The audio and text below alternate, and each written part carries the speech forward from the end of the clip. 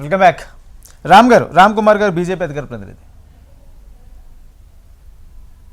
అందరికి good evening అండి. ఇప్పుడు వైజాగ్ మామూలుగా కూడా అక్కడ ప్రకృతి సోయగాలు, సాయంత్రానికి అలలు సరాగాలు, ఒక మెట్రో కల్చర్, బ్యూటిఫుల్ పీపుల్, అన్నిటికీ మించి ఏంటంటే excellent technical people availability in AP. ఇప్పుడు రాబోయే ఇంటర్నేషనల్ ఎయిర్పోర్ట్ ఇవన్నీ కలిపితే అక్కడ ఒక అద్భుతమైన ఎకో సిస్టమ్ డెవలప్ అయ్యి పెట్టుబడులకు అనుకూలం, ముఖ్యంగా ఐటీకి మరింత అనుకూలం అనేది ఇప్పుడు అంతా కూడా చూస్తున్నారు. ఎందుకంటే దీనికోసం ఇప్పుడు అమరావతి అనే సిటీ కన్స్ట్రక్ట్ చేస్తున్నారు. అది ఒక ఫ్యూచర్ సిటీగా దాన్ని తయారు చేస్తారు. అక్కడ అన్ని రకాలు కూడా చేస్తున్నారు.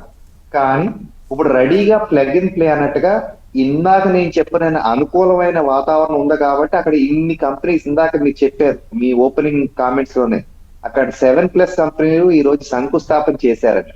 ఇది కాకుండా గూగుల్ మార్చి లో వస్తుంది గూగుల్ డేటా సెంటర్ శంకుస్థాపనని. దానికోసం మొన్న ఒక 100 feet రోడ్ టు డైరెక్ట్ గా గూగుల్ డేటా సెంటర్ ఎక్కడైతే రాబోతుందో దానికి ఒక 100 feet రోడ్ ని దానికి డెవలప్ చేస్తున్నారు, ఉన్న విలేజ్ ని ఎక్కడ డిస్టర్బ్ చేయకుండా. ఇటువంటి అన్ని కూడా రెడీగా చేస్తున్నారండి. అంటే ప్రతిదీ ప్లానింగ్ తో. అలాగే విఎంఆర్డిఏలో డెక్ బిల్డింగ్ ఉందండి. దాంతో కూడా ఐటీ కంపెనీస్ అన్ని కూడా ఇంట్రెస్టెడ్ గా ఉన్నారు. అక్కడ ఆల్రెడీ కింద కొన్ని పార్కింగ్ స్పాట్స్ అన్ని కూడా తీసి అక్కడ పెరిగిన డిమాండ్ మీదకి మనకు సప్లై ఆఫ్ స్పేస్ ఇచ్చే విధంగా అందులో బీచ్ దగ్గరలో ఉంది కాబట్టి 1.72 acres 11 crores లో ఉంది కాబట్టి అండి దాన్ని అక్కడ రావడానికి ఇంట్రెస్ట్ చూపిస్తున్నారండి. ఇన్ఫోసిస్ అక్కడ ఆల్రెడీ యాక్టివిటీ స్టార్ట్ చేసింది, అదాని రాబోతుంది, విప్రో, టీసీఎస్ ఇవన్నీ కూడా అక్కడ రాబోతుందని మనకి తెలుస్తుందండి. అక్కడ అత్యాధునిక వసతులతో ఇది కూడా చేశారు. అలాగే నిన్న కూడా బే ఏరియాలో Amazon already Google plus Microsoft ఎంత పెట్టుబడి ఉందో ఆ రెండిటికి కూడా కలిపి పెట్టే అంత పెట్టుబడి దేశంలో పెడుతున్నానంటే ఇదేంటంటే అండి, మన గూగుల్ డేటా సెంటర్ ఎప్పుడైతే వైజాగ్ వస్తుందంటుందో మన ఆంధ్రాలోనూ ఇండియాలో కాదండి మొత్తం ప్రపంచం అంతా కూడా మన వైపు చూసేసరికి అంతా కూడా ఇక్కడ రావాలని ఆలోచిస్తున్నారండి. గతంలో మనం ఇప్పుడు రాబోయే దాని గురించి ఏమైతే ఫ్యూచరిస్టిక్ ఆలోచన ఉందో అదంతా కూడా ప్రజలకి కంటికి కట్టేలాగా కనపడాలంటే హైదరాబాద్ లో 2000 లో ఏమైతే జరిగిందో ఇప్పుడు ఇక్కడ జరుగుతుంది. ఇప్పుడు అక్కడ ఆ రోజు కేవలం ఒక్క బిల్డింగ్ తో స్టార్ట్ అయింది. ఇప్పుడు అసలు అడుగు పెట్టడానికి ఖాళీ లేనంతగా ఆ ఏరియా అంతా అయిపోయిందండి. నేను 98 లో నా ఇంజనీరింగ్ అయ్యాక అక్కడ హైదరాబాద్ లో వర్క్ చేసేవాడిని రాజేంద్ర గారు. కప్పు టీ దొరకాలంటే ఎదురుగా ఎక్కడా కూడా ఉండే ప్రదేశం లేదు, ఎక్కడికో చాలా కిలోమీటర్ నడిచేలే పరిస్థితి ఆ రోజు.